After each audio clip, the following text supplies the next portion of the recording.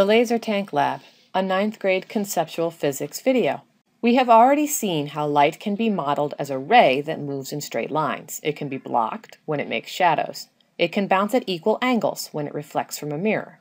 In this unit, we will investigate the behavior of light when it enters or passes through a transparent substance.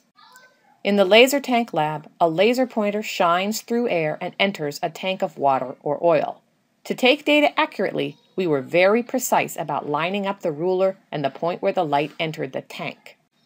A student used an index card to pinpoint a precise start position for the laser light.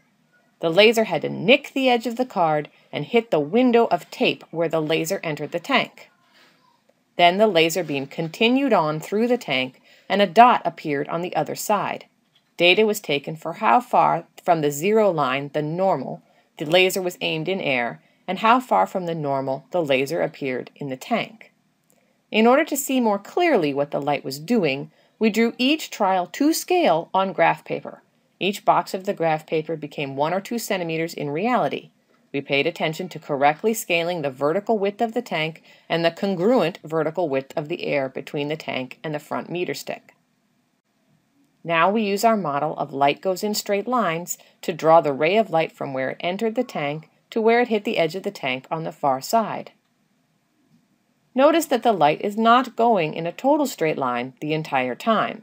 When it hits the water, it redirects or refracts and is going at a different angle. Unlike the rest of our experiments thus far, these two triangles are not similar. The one in the water is smaller than the one in the air. The angles are different. Using a protractor, we measured the angles in the water and the air.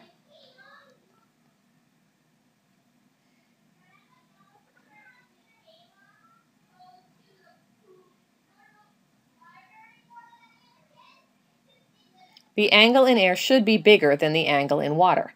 This means that the light turned to a different direction as it entered the water. We call this refraction. The light refracted in the water.